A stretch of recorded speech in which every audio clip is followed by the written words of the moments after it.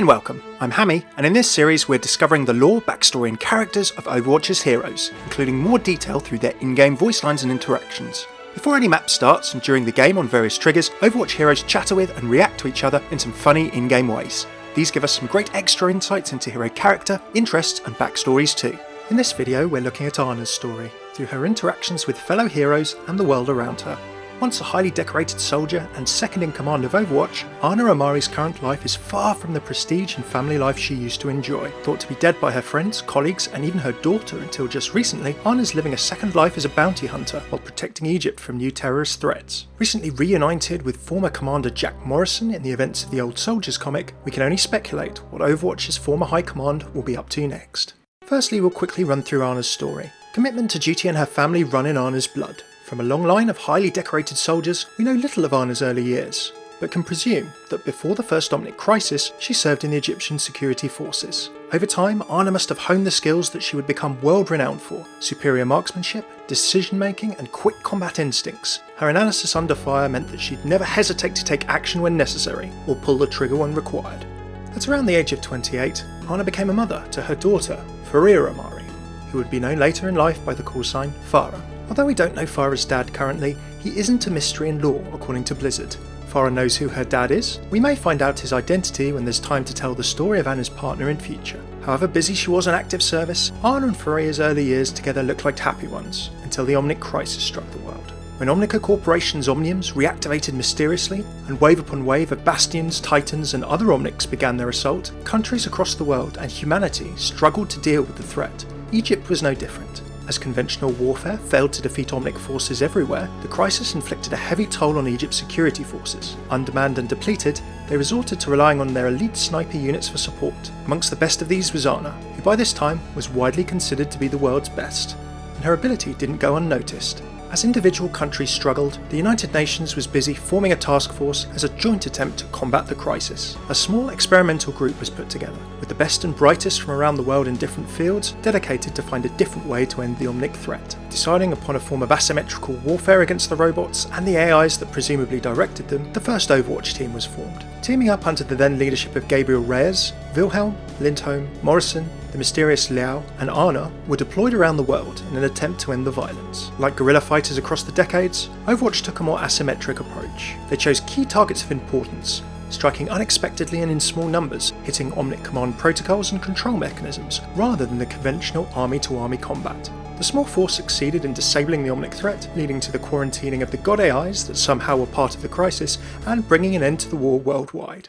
Following the success of Overwatch's original mission, Morrison was given leadership as Strike Commander, and Ana also got a promotion. She was to serve for many years as his second in command. This double promotion of both Morrison and Amari over Reyes would sow seeds of tension between the three that would eventually be a key part of the downfall of everything they had struggled so hard to create. Despite her responsibilities in helping to lead what was an ever-swelling operation and force of agents, Ana refused to step away from combat operations. During this time, she still made time for Faria, who, growing up amongst the heroes of Overwatch, had her head filled with dreams of adventure and glory by Ana's friends and colleagues. The greater the stars of Overwatch and of Ana rose, the more a young Faria must have dreamed of following in her mother's footsteps. Driven by her desire to continue making the world safer for her daughter, wanting to keep her extended Overwatch family safe, and shouldering the weight of taking lives that others didn't have to, Ana remained on duty well into her 50s. As she passed over 20 years of service within Overwatch, both the pressure on Overwatch the organisation and years of combat operations started to take its toll.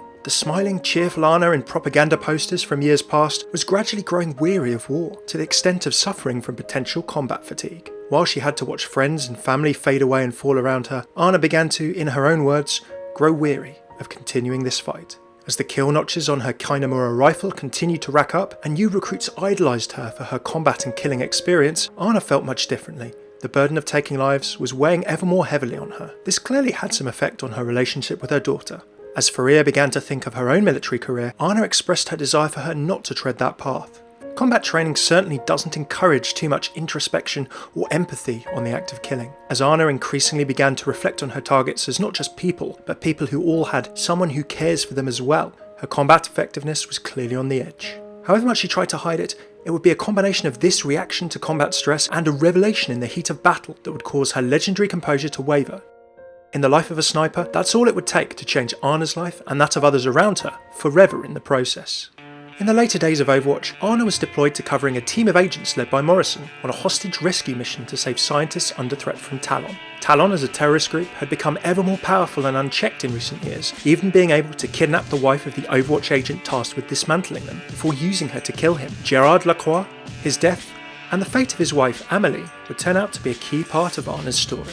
As told by Ana's comic legacy, the extraction of these scientists went awry. An unknown sniper, moving as fast as lightning, rapidly killed several members of the team, causing Ana to choose to remain behind, disobeying direct orders from Morrison to try and eliminate this threat to her family. Ana always knew not to hesitate when taking a shot. This cutting edge had served her well in combat for decades and placed her among the world's best. Identifying the sniper's position, Ana scored what would have been a fatal headshot before her target's head armour fell away to reveal Amelie Lacroix. Amelie was believed kidnapped or dead to Overwatch, and in Ana's shock and confusion, she hesitated. The physiologically altered Amelie, now with any human emotions numb to the point of barely existing, had no such problems or weakness. Taking the return shot, Widowmaker took advantage of Ana's moment of hesitation, shattering her scope and leaving her for dead. Gravely wounded and losing sight in her right eye, Ana somehow managed to survive the encounter, being checked into a hospital under the name Janina Kowalska, apparently a common Polish Jane Doe type of identity. She may have been partially amnesiatic to the event, according to this medical record, and unable to remember some things surrounding it. Whether this is true or whether she was just pretending to protect her identity, we'll have to see in future. During Ana's recovery, she wrestled with what she saw as her failure in her last Overwatch mission. Ana decided it would be better to become a ghost. Choosing to stay out of the world's growing conflicts, Ana also stayed away from the final years and downfall of the organisation that she'd proudly served. Perhaps the rot of sedition and rebellion from elements of Reyes' Blackwatch organisation had set too deep. We'll never know whether Ana's presence could have changed Overwatch's fate. As the organisation struggled to deal with its problems, a huge explosion, around about 6 years ago from the present day in the timeline, wiped out its Swiss headquarters, with the confrontation between Morrison and Reyes said to be the cause. Whether it was due to the fall of Overwatch or the increasing disorder in the world, as time passed, Ana realised she couldn't sit on the sidelines, while people threatened her country, city and innocents around her. Egypt, like many countries around the world, was struggling to cope with growing militia and terrorist activity, including the presence of mercenaries associated with Talon. With private firms like Helix Security under attack from these threats and official forces seemingly unable to act, Ana chose to take up arms again. Somehow, Ana managed to acquire an Overwatch biotic rifle, biotic grenades and darts, which we previously have only seen as a prototype in communications from Angela Ziegler or Mercy's records. Taking work as a bounty hunter, Ana recently began investigating and sabotaging the operations of Hakim, a man working with Reaper and Sombra in an apparent attempt to extract something of value from Helix Security, potentially from the Anubis AI facility underneath the Giza Plateau. While staking out Hakim's base, Ana discovered that both her old colleagues, Morrison and Reyes, were still alive, in various forms. As the two ex-friends battled, Ana intervened to help Morrison drive Reaper away, before deciding to join him, not through any interest in the cause of his one-man war, but to watch his back, as she'd done previously as a colleague and friend for many years before. As Morrison and Ana begin working together once more, we know Farah has received a letter from Ana only recently, revealing that the mother she thought was dead is still alive. What would the two say to each other should they reunite again? How will Ana be working with Morrison, and where will their investigations take them? What will happen if Ana would re-encounter Widowmaker? One thing's for sure, wherever her journey takes her now, Ana's never going to stop fighting for what she believes in. Ana's been there and done that in the Overwatch world, and like many of the older characters, she does like to remind everyone of her experience. I've come back from worse. Coupled with her mother status, she does also have a few funny lines around telling those kids what to do. Who taught you to fight like that? She's come back from the dead once of sorts, and Ana wants to show that she's certainly no pushover. This is much better than a cabana on the beach. Ana has a few fun insults and burns for people. On a solo kill, she comes out with these great couple of lines. Mother knows best. And on hitting an enemy Farah with her sleep dart, she comes out with the funniest burn there is, mother to daughter. Justice reigns! I think justice could use a little nap. Time for a bit of Arabic with Ana. After some criticism from the community that Farah spoke no Arabic, Blizzard did a really great job with Ana's voice lines and voiceover artist, dialing her in from Cairo apparently to record. A big thanks to Reddit and to Mandamus Hero for the sense check on these. Credit in the links below. This one means repeating teaches the best, or kind of practice makes perfect. اتعلم من الألم. That one means learn from the pain. وديهم قوتك. That of course is Ana's ultimate line, and means show them your strength when she boosts someone on her team with a nano boost. العدالة نازلة من فوق. Justice comes down from above. It's not actually the Arabic word or term for rain, so comes down from above is a bit more accurate apparently. Okay, time for a couple of references in the reference game. I'll give you a little bit of time afterwards to guess them. Witness me. That one, of course, is Mad Max. Now, fascinating fact, at SDCC, in the Ana Origins panel, Blizzard actually shared that one of the visual inspirations for Ana's character and dress was the Many Mothers gang in Mad Max Fury Road, the old ladies biker gang that you see towards the end. You can definitely see the similarities. Really, really cool. Everyone dies. You know nothing. And this one, of course, you know nothing. I think that's got to be Game of Thrones, surely. As Overwatch's second in command, and with her strong feeling of family and command responsibility, Ana's very connected to a lot of the Overwatch cast in interactions, particularly the original founding members and strike team. A happy childhood, perhaps some challenging times. As Ana must have travelled and often been away on missions, Faria, her daughter, must have had quite a military childhood, albeit with the benefits of spending a lot of time with a lot of the heroes of Overwatch. Clearly, both Amaris have had disagreements on Farah's desire for a military career, especially given Farah's voice interactions before Ana was released. Farah, your mother always hoped you'd follow in her footsteps. She did? Funny, she never mentioned that to me. In Ara's origin trailer, we can see her writing a letter to Farah, revealing that she's still alive. The dev team confirmed that Farah has received this letter, so although the following voice lines haven't been confirmed as happening in canon lore yet, they're definitely an indication that some kind of reconciliation between the two might happen, if it hasn't already. From Farah's previously slightly doubtful tone about comments, like her mother would have been proud of her from Soldier 76, the two now appear to have reached an understanding. I'll be watching your back out there, Fariha. Then I have nothing to worry about. I always dreamed of the day we would fight together. Wanting a better life for you was all I ever dreamed of. Ana seems to have some acceptance of Farah's path. Farah is happy that her mother is watching her back too. Mum, I know why you didn't want me to join Overwatch, but it's still what I want. I didn't want that life for you, but I know that it's your decision. As commander and second in command of Overwatch, Ana and Morrison clearly have a long history of working together. The two only recently found out that each other was still alive, although Morrison was looking for Ana, and Ana suspected that Morrison may have still been alive from news reports as well.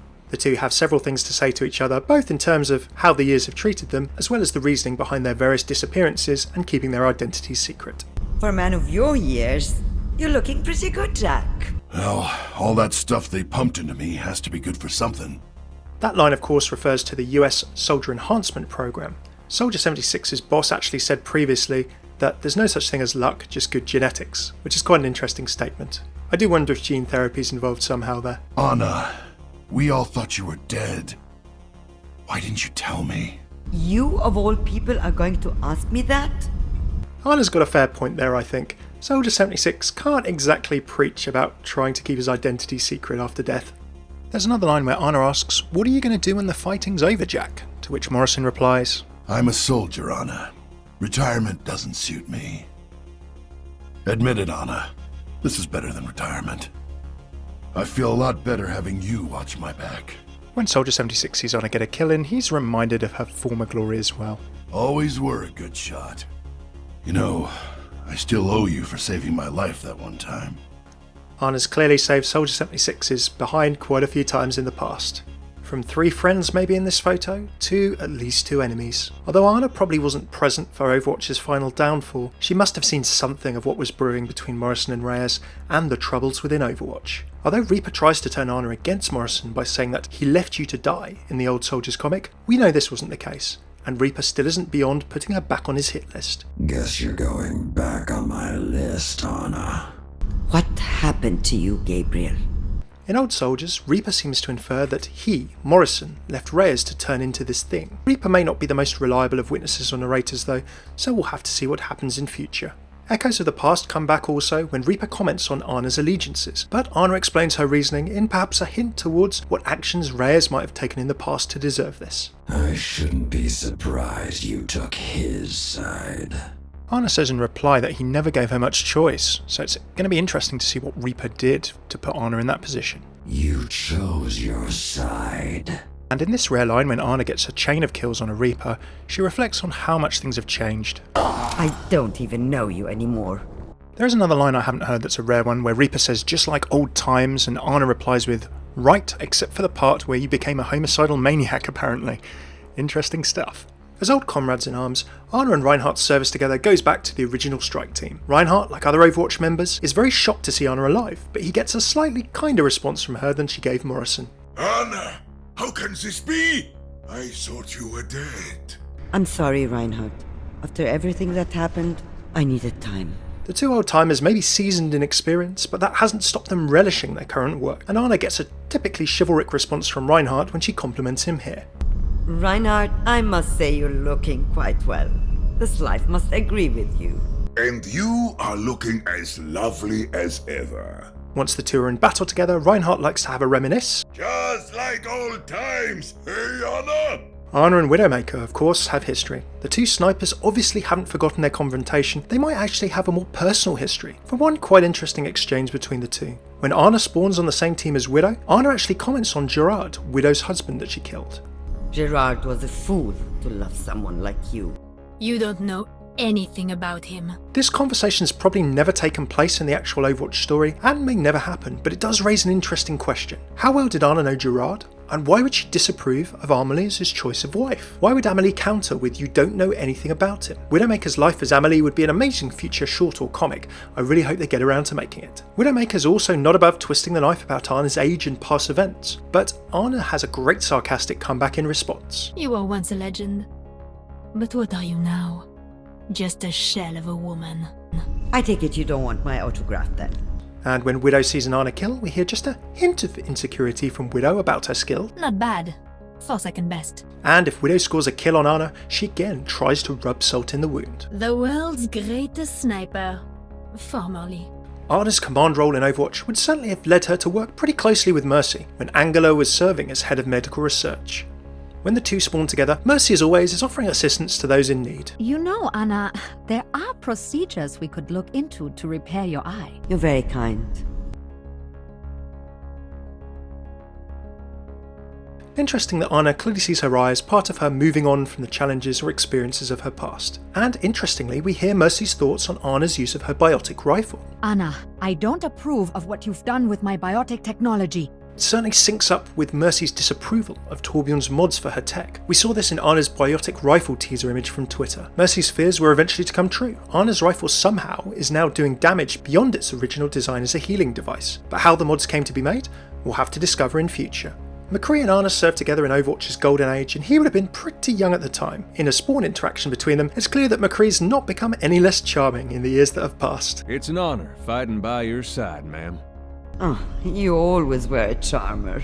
As two of the original strike team, Ana and Torbjorn have a long history as well. When Torbjorn comments on Ana being alive, we get an interesting insight and friendly jibe from Ana as to the kind of character Torbjorn may have been in those early days. Ana, they all thought you were dead. Well, I had to come back.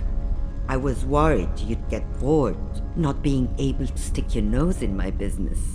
As a member of the original strike team, then Overwatch's second in command, Ana's clearly been well travelled around the world outside of her home country of Egypt. She has a few interactions with various levels, one of which remains a little bit unexplained. Heading over to Russia with Volkskaya Industries, Ana has an interesting interaction. I shouldn't overstay my welcome. I'm probably still on the watch list here. Why would she be on a watch list, and who would put her there? Is this from her life as a bounty hunter, or something from her time in Overwatch? Remember, Russia attempted to combat the Omnic crisis on its own. It may not have appreciated Overwatch, UN or international intervention, so there could be an interesting story there. When stopping through Watchpoint Gibraltar, the former Overwatch base and outpost, Ana definitely has some memories. I never thought I'd see this place again. It's probably a bit of a surprise to her that she's even managed to return there. And finally, as the country where she's lived so long, it's no surprise that Ana is happy to visit Anubis and Giza in this line when she spawns on the temple. It feels good to be home.